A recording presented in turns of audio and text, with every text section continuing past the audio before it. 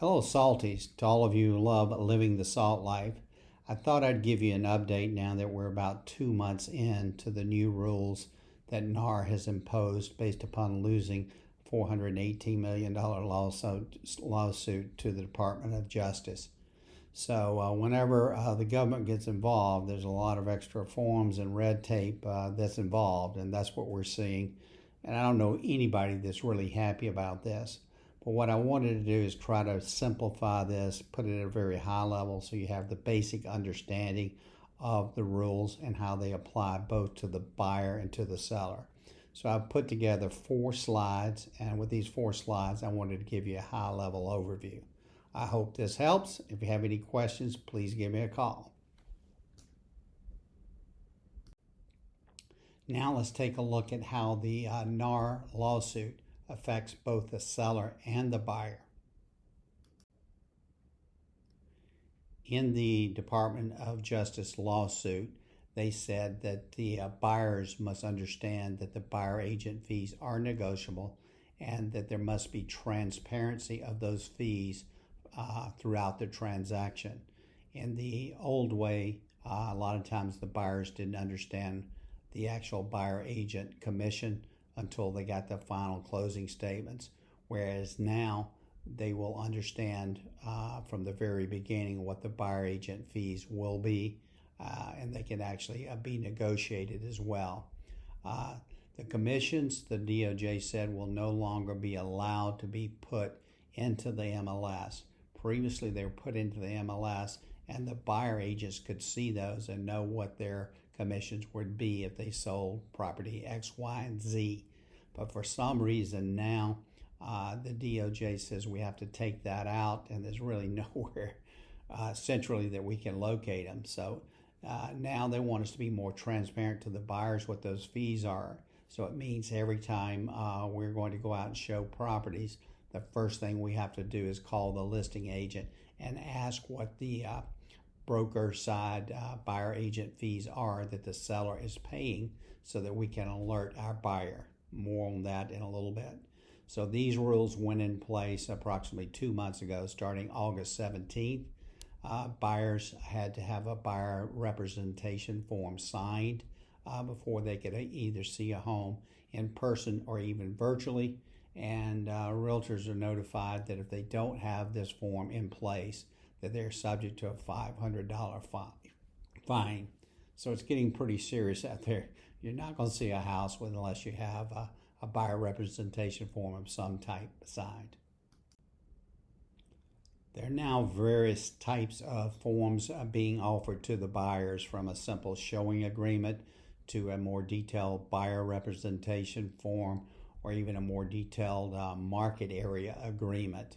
So I'm not going to go in details with those, but I will show you a high level one example. Now these forms will define the commission that the buyer is agreeing to for the buyer agent to receive.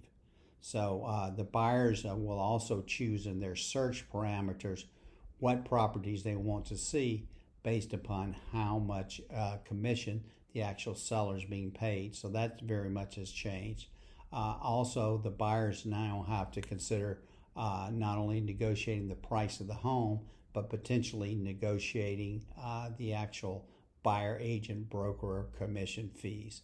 So it's complicated the deal a lot. Here's one example of the many buyer representation forms.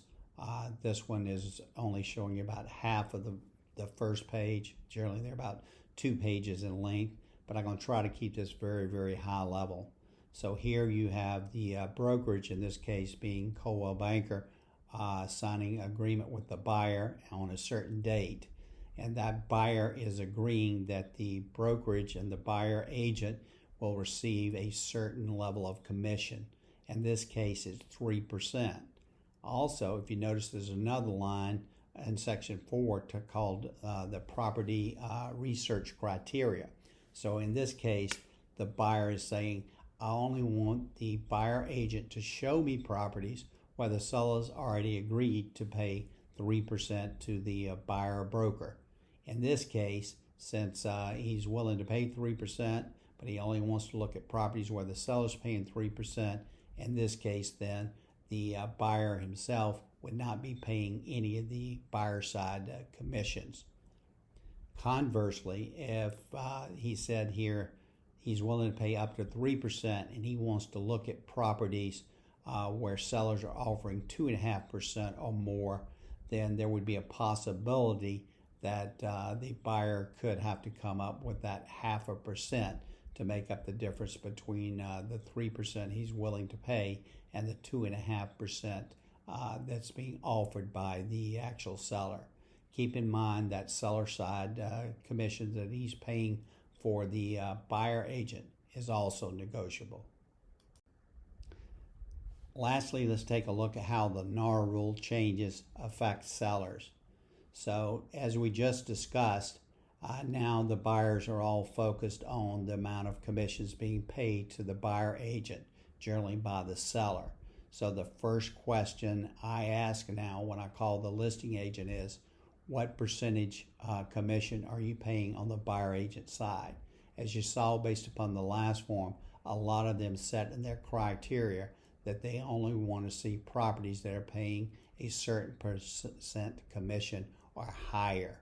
So this makes it even more important that the sellers now don't go too low on the buyer agent commissions, because if you do, you're going to greatly restrict the amount of showings that you have. So it's going to elongate your sales process, probably cause you to have to drop the price, etc. So in my humble opinion, it's become even more important now that the sellers place an equitable commission to the buyer side. So that's my quick overview. I hope this helps you understand a little bit more about what's going on in the market. And as always, call me or shoot me an email if you have any questions. I'm here to help. Have a great day.